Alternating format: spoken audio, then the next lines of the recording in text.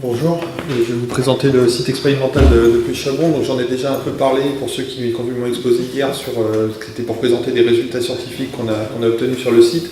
Aujourd'hui, donc je vais juste vous présenter les dispositifs expérimentaux. La particularité de Puy-Chabon, c'est que c'est à la fois un site d'observation sur le long terme et également un site d'expérimentation in situ. Et qui est principalement dédié aux effets de la sécheresse sur le fonctionnement d'un pays méditerranéen. Donc en fait, c'est installé dans une forêt de Bagnols qui est très proche de Montpellier, une quarantaine de kilomètres au nord-ouest, par là, qui est située dans une forêt qui est un taillis de chêne vert typique des forêts qu'on peut trouver dans l'arrière-pays languedocien, donc qui est quand même un écosystème très, très répandu dans la région. En forêt de Bagnols, donc sur sol karstique, on est à proximité des gorges de l'Hérault, donc avec un fort intérêt pour ce qui est patrimonial, tourisme, on est en zone Natura 2000, proche d'une source de captage d'eau potable. Et donc c'est juste pour dire que le chêne vert, ça représente 65 000 km² dans l'ensemble du bassin méditerranéen, parce que c'est une espèce qui est répartie donc, de l'Afrique du Nord jusqu'à la Turquie. Et on en a 350 000 hectares simplement pour le sud de la France, donc c'est quand même une espèce assez importante. Donc ce site expérimental est suivi par le laboratoire du CEF depuis 1984. C'est avec donc un aspect qui était à l'origine à la fois forestier et ornithologique, puisqu'il y avait aussi beaucoup de recherches ornithologiques qui ont été conduites là-bas, mais qui sont aujourd'hui arrêtées.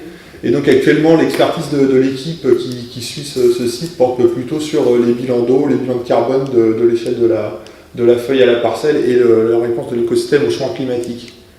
Donc le site expérimental de Puy-Chabon, on a la chance d'avoir à la fois un suivi à long terme et des dispositifs expérimentaux qui sont tout à fait complémentaires. À l'origine, les premiers dispositifs expérimentaux portaient sur la dynamique du taillis, vraiment sur des recherches forestières assez appliquées, avec par exemple des expériences d'éclaircie, donc différentes intensités d'éclaircie, différentes densités d'arbres, donc vraiment des tests d'expériences de type sylvicole, qui ont été démarrés dans les années 80, à la fois par le CEF de Montpellier et par l'INRA d'Avignon. Et ensuite, il y a un certain nombre de dispositifs expérimentaux qui sont ajoutés au cours des années. Le principal, en fait, je dirais, c'est l'installation d'une tour à flux qui a eu lieu en 1998 dans le cadre du projet Carbo Europe, je crois.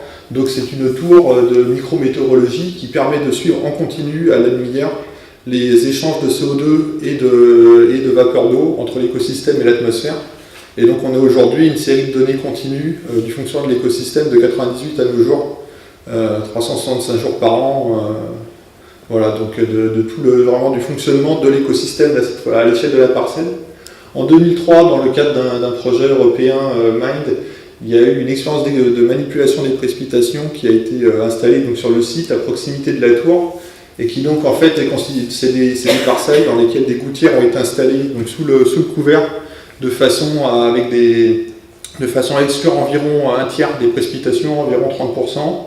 Et donc d'avoir un traitement témoin, un traitement dans lequel on a une précipitation qui est diminuée, et on a également des traitements aussi d'éclaircie qui sont croisés avec le traitement exclusion de pluie. Donc en fait ça fait quatre traitements témoins, traitement sec, traitement éclairci et traitement éclairci et sécheresse.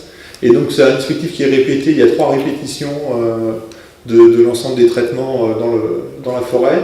Et on a également une expérience d'exclusion de pluie totale avec un toit mobile qui peut se déplacer au-dessus du couvert pour couvrir les parcelles lorsqu'il pleut et donc créer des événements de sécheresse plus extrêmes ou exclure la totalité des précipitations, donc sur 2 parcelles en fait, puisque le toit c'est situé au milieu, il peut bouger d'un côté ou de l'autre, et donc ça a été installé en 2007, même s'il n'y a plus actuellement d'expérimentation en cours sur ce dispositif.